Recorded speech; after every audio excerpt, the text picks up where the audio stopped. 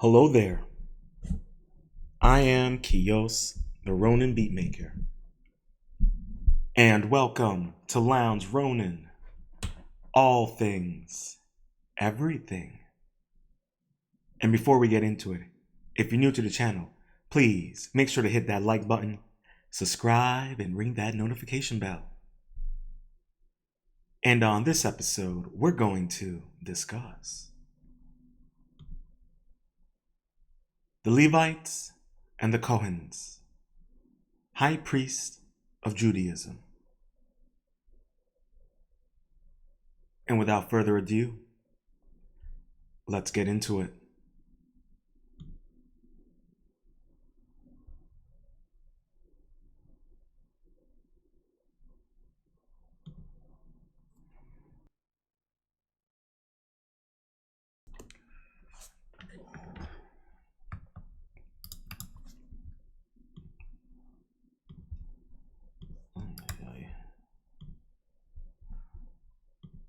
Okay, sorry about that little hiccup.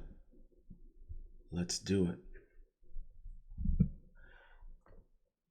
This article was updated January 30th, 2021.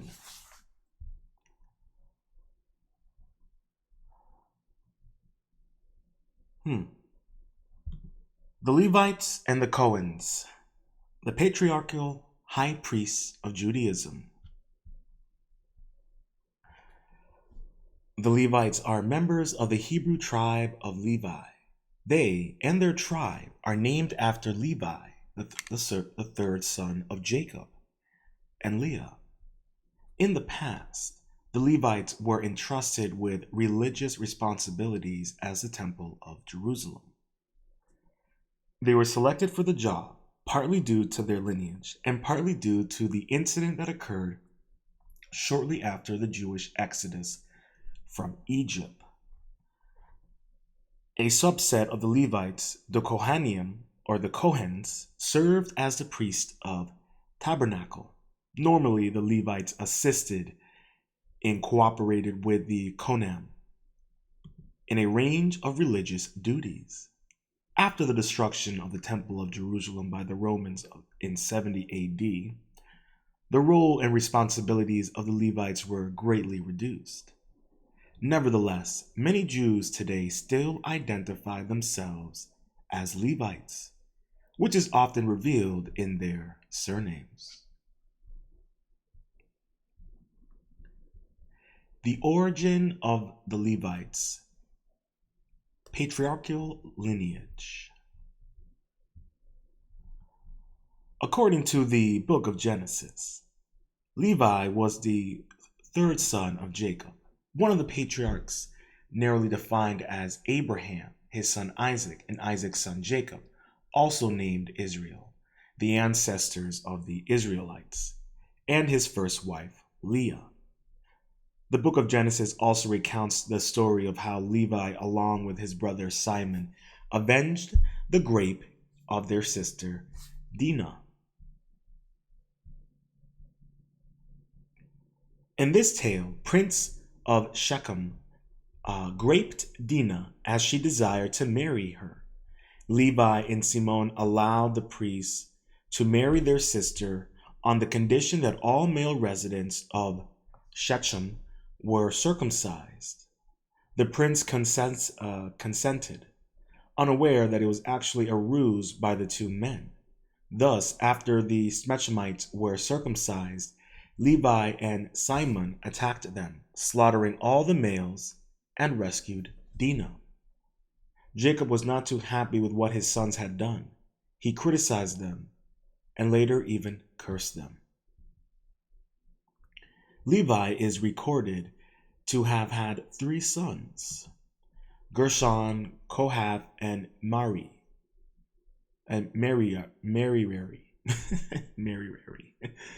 Try saying that 3 times fast. Konath, in turn, had 4 sons: Izhar, Amram, Haran, and Uzziel. One of them, Amram, married Jochebed, whom he already had blood relations with prior to the marriage. This relationship, however, is unclear. Some sources state that was Amram's cousin, others the cousin of Konath, and yet others a daughter of Levi. In any event, Amram and Jacobed were the parents of Miriam, Aaron, and Moses. Thus, in a way, the connection between the Levites and the family of Moses and Aaron allows the former to justify the religious responsibilities that were given to them. In addition, the Levites are supposed to have received these responsibilities as a reward for their loyalty. When the Israelites arrived at Mount Sinai after the exodus from Egypt, Moses went up to the mountain to receive the 10 Commandments from God. As Moses was away for 40 days and 40 nights, the Israelites were worried that he would not return, and asked Aaron to make a god for them. Therefore, Aaron collected gold ornaments from the Israelites, melted them down, and fashioned a golden calf.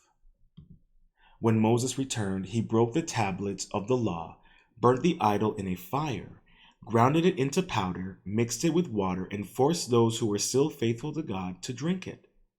The tribe of Levi is recorded as the only Israelites who did not worship the idol.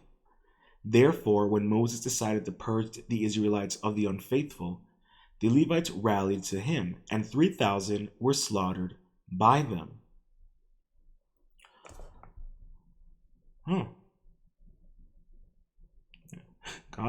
God's chosen people. Alrighty. Here we have an illustration of Moses smashing the 10 Commandments.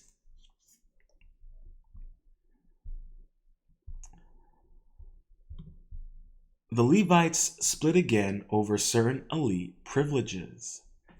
The killing of the idol worshippers was considered to be a sign of the Levites' loyalty, and hence they were entrusted with priestly duties. Nevertheless, as time went by, not all the Levites toed the line, and a story in the book of Numbers is a reminder of the fate that awaits those Levites who dare to question or rebel against the system.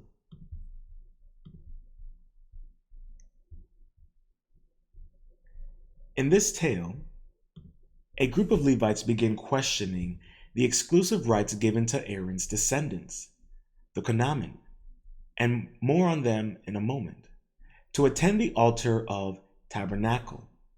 The leader of the Levites, a Kohenite by the name of Korah, confronted Moses and Aaron, questioning their rationale for setting themselves apart from the rest of the Israelites.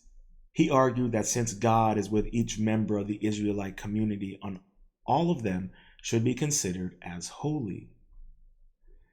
Whilst the view of Korah and his supporters may be regarded as progressive by a modern observer, it was perhaps not the best of ideas at that point in time.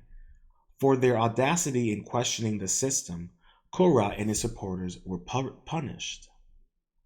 According to the book of Numbers, it was God himself who punished the rebellious Levites by causing the ground to open and the earth to swallow Korah, his followers, their households, and their properties. The rest of the Levites remained loyal to Moses and Aaron, and on the other hand, continued to receive God's blessings. The book of Numbers also provides information about the responsibilities of the Levites. They were responsible for carrying the tabernacle and to keep guard around the sanctuary so as to prevent any unauthorized persons from trespassing. The Levites could only perform these functions after reaching the age of 30. The role of the Levites was expanded following the establishment of the Temple of Jerusalem. Whilst they still served as guards, the Levites were also given the duty of singing psalms during the temple services, undertook construction and maintenance works for the temple, served as teachers and judges, and maintained cities of refuge in biblical times. The last of these warrants some additional information. Here we have an illustration of fleeing to the city in refuge of Canaan. These cities were administered by the Levites.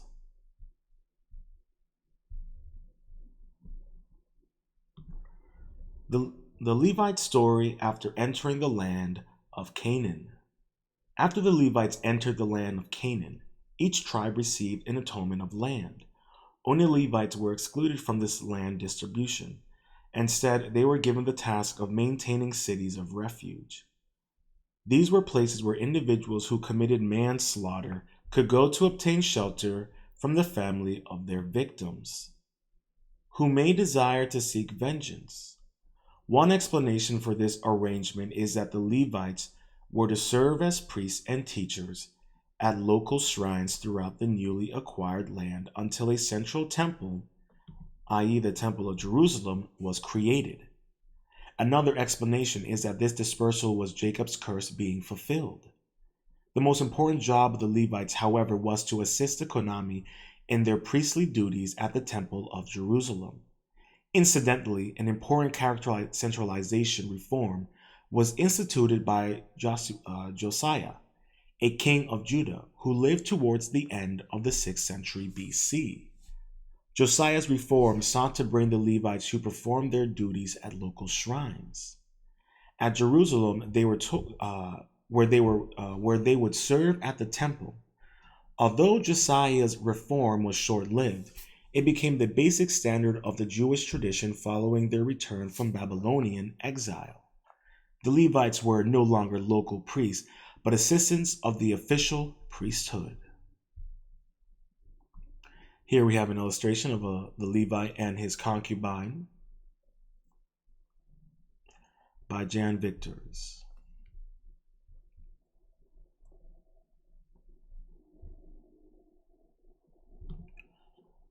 This official priesthood was held by the Konami, one of the 4 main divisions of the Levites, the other 3 being the Gershonites and the Korathites and the Merarites. It is clear that these 3 groups are named after the 3 sons of Levi, and the Levites in each group trace their lineage back to one of these 3 ancestors. The Kohanim were an even more exclusive group, as their membership was restricted to males of direct patrilineal descent of Aaron. As the official priesthood, the Kohanim served at the Temple of Jerusalem. Konamian, who occupied the lowest ranks of the hierarchy, were divided into 24 groups, each taking their turn to serve at the temple.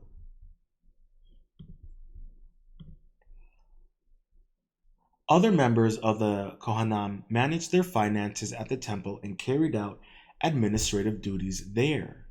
At the top of this priestly hierarchy was the high priest. One of the most important jobs of the high priest was to enter the Holy of Holies once a year, i.e., on Yom Kippur, the Day of Atonement, to offer sacrifice. Here we have the high priest Jehoiada. Jehoiada's rebellion, which resulted in the overthrow of Athaliah, was supported by the Levites.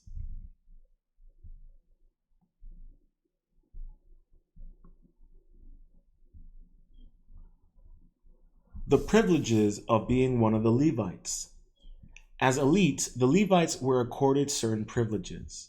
For instance, they received tithes of the local harvest and cattle, which supported them economically. Although their duties were religious in nature, the elite status of the Levites also made it possible for them to dabble in national politics. Bene Gesserits, anyone? This is seen on several occasions in the Hebrew Bible. As an example, the reign of Athaliah, a queen consort of Judah who lived during the 9th century BC. Athaliah was a worshiper of Baal,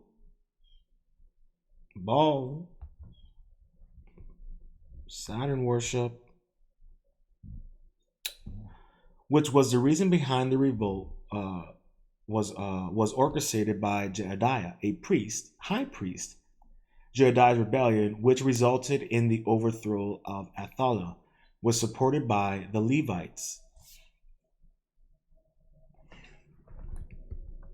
Now, keep in mind here, just because they overthrew that woman doesn't mean that they stopped worshiping Baal. Remember, they got involved in national politics, so for all we know, they just didn't like her politics. No different than the Vatican, right? Although a lot of information about the Levites can be found in the Hebrew Bible, the New Testament makes little mention of them. As a matter of fact, the Levites are mentioned only on 3 occasions, and these mentions do not actually provide much information about their role during Jesus' time. In 70 AD, the Temple of Jerusalem was destroyed by the Romans as a result of the Great Jewish Revolt. The destruction of the temple meant that the religious function of the Levites was greatly diminished. As a matter of fact, it was the rabbis who gradually took control over religious matters. The rabbinic Judaism eventually became the mainstream form of Judaism. Here we have an ancient list of Jewish names, which likely includes more than a few Levites and Kohens.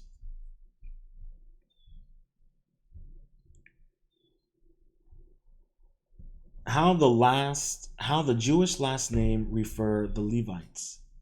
In spite of the diminished role of the Levites in religious affairs of Judaism, having this status is something one could be proud of. This is visible, for instance, in Levite-related surnames. Interestingly, whilst the majority of Jews do not use surnames until the modern period, many adopted a surname to indicate their supposed status as Levites. The varieties of these surnames reflect the fact that the Jews were dispersed over a wide geographical area. For instance, Levin is a Russian variation of the surname, whereas Levine, Lavin, and Lewin are Polish ones. The Hebrew Levi and Levi are common amongst the Ashkenazi and Shepherd Jews, whilst Levi is Finnish variation. By that same token, surnames such as Cohen, Khan, and Kon are supposed to show that their users are Kohanim. It has been pointed out, however, that the use of such surnames does not guarantee that a person is actually a Levite or a Cohen. Check out my series on Moses, my 2-part series on Moses that we have. We covered that. That is due to the fact that traditional Judaism, the legacy of the Levites. That hasn't, check out the legacy of the Levites. Check that one out. Yeah, and we delve into that article and we discuss that topic. It has been pointed out, however, that the use of such surnames does not guarantee that a person is actually a Levite or a Kohen. This is due to the fact that in traditional Judaism, this status is determined by patrilineal descent. Therefore, a child whose biological father is a Levite. Additionally, many Levites do not use such surnames. Therefore, a child whose biological father is a Levite is a Levite. Additionally, many Levites do not use such surnames. Here we have an illustration of the father of Orthodox Judaism, Joseph Krimhober, 1800 to 1876. And keep in mind that Yiddish wasn't created until the 1900s. The nuances between the Levites and the Kohanim, apart from the pride that one may derive from being a member of these priestly groups, the Levites in the Kohanim today have certain duties and obligations depending on the branch of Judaism they belong to. For example, in Orthodox Judaism, the first alai, being called to the Torah before a general coronation, is customarily reserved for a Kohen, whilst the second is given to a Levite. This is meant to be the mark of honor for the Kohanim and the Levites. When they are called to this position, the Hebrew words Hokahen and the Halavi, meaning the Kohen and the Levite, respectively, are added to their names.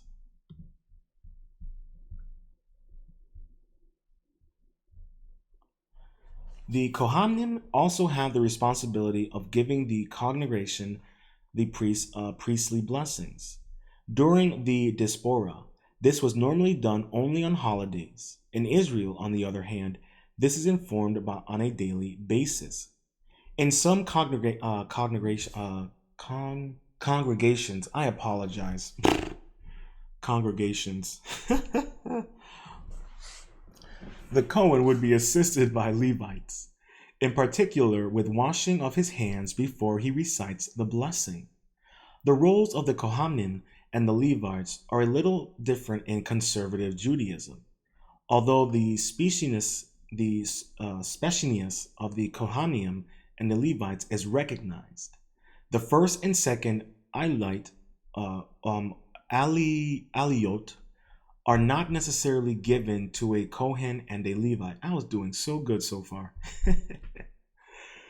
Additionally, rituals which the Levites and the Kohanim have a special role to play, for instance, the priestly blessings, are no longer practiced by many conservative Jews. Reconstructionists and Reform Judaism, for the most part, have gotten rid of all biblical caste distinctions. In other words, there is no special status accorded to the Levites and Kohanim in these two branches of Judaism.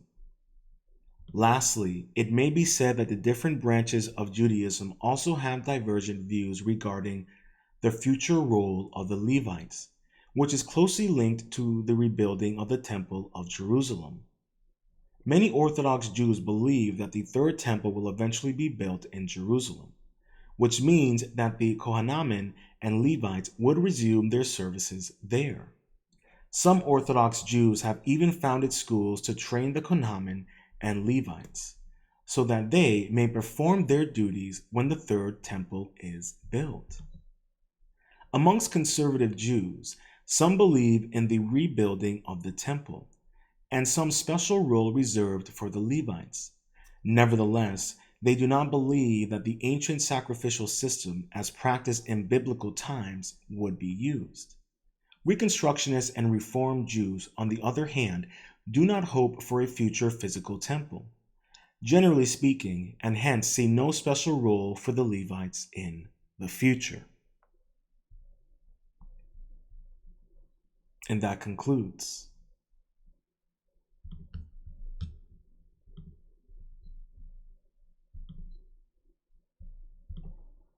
The Levites and the Kohens, High Priest of Judaism. Written by Wu Wogan.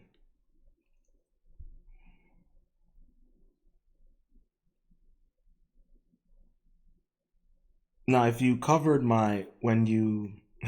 if you didn't check out, it hasn't come out, well, it will come out by the time this airs. If you haven't seen it, make sure you check out the legacy of the Levites, as we cover another article that kind of explains why Jews cannot claim Levite or Kohen as a genetic identifier for them being Jews, specifically those from Israel.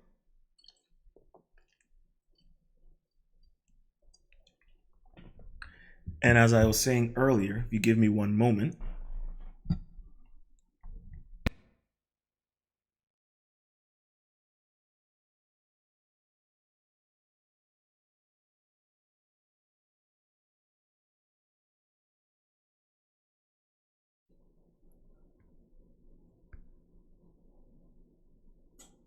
Here it is. Okay. The revival of the Hebrew language. To accomplish the task, Ben Yehuda insisted with the Committee of the Hebrew Language that, to quote the committee records, in order to supplement the differentiations of the Hebrew language, the committee coins words according to the rules of grammar and linguistic analogy of Semitic roots, Aramaic, and especially from Arabic roots. And especially from Arabic roots. Ancient languages and modern Standard Arabic were major sources of Ben Yehuda and the committee, according to Joshua Blau. Quoting the criteria insisted on by Ben Yehuda, in order to supplement the differentiations of the Hebrew language, the committee coins words according to the rules of grammar and linguistic analogy from Semitic roots, Aramaic, Canaanite, Egyptian ones, and especially from Arabic roots. Concerning Arabic, Ben Yehuda maintained inaccurately according to Blah that Arabic roots are ours. The roots of Arabic were once part of the Hebrew language, lost, and now we have found them again.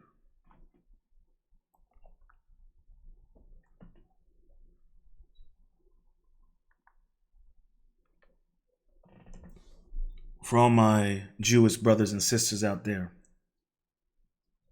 if this is new information to you, I highly implore you do a bit of a deep dive into the origins of Yiddish, and you may be surprised what you'll find out about the origins of your religion. Whether you're Jewish, Catholic, it doesn't matter. Our religions are being manipulated. And if you've seen my cover on Moses, then you'll understand that the Exodus never actually happened. There's no archaeological evidence of it. And Moses was actually an African Egyptian. This may come as a shock to many of you, but like I said, history, or I should say the mainstream history, is a lie, as well as mainstream religions. You have to search out the secret history, the true history.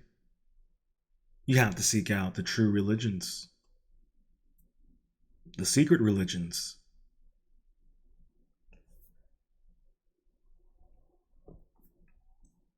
Humanity is at a precipice.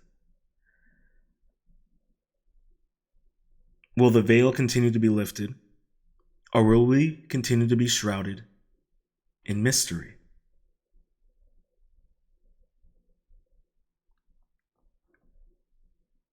The choice is up to humanity. I have nothing against any religions, although I do have my criticisms and concerns. But nevertheless, I do not deny anyone the right to practice, as long as they maintain a morality and ethical humanity within themselves that continues to grow and expand and evolve into the best version of themselves by being better than yesterday. And as we continue this series and light introduction into these complicated mysteries of our civilization and religions, we have to accept that. Well, we have to accept new information. We have to break free from the domesticated programming that does not allow us to expand our consciousness into seeing the flaws and lies that suppress us.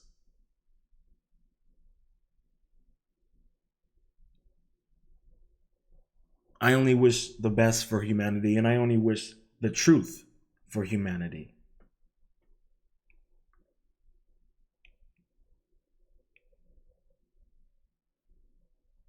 And I know many of us out there who continue and listen to me are advocating and wanting and desiring the same thing. And I applaud you, I commend you, and I thank you. for your support and willingness to learn and improve and explore the reality that they have curated for us. As I always like to say, there's always a bit of truth in legends. And nowadays, it seems like mythology is a reality. I don't know what that means for us. I don't know, as I myself am going through a bit of a metamorphosis when it comes to my perception of reality, time, and history and events. But I have hope, and I stay positive.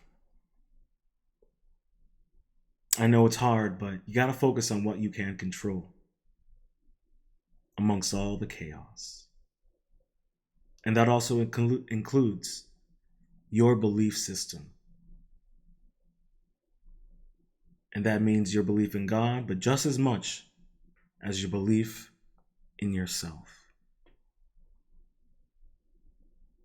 I hope you enjoyed this episode of Lounge Ronin. All things, everything. If you've made it this far, please make sure to hit that like button, subscribe, and ring that notification bell. And until next time, stay positive, stay focused, stay true, and much love.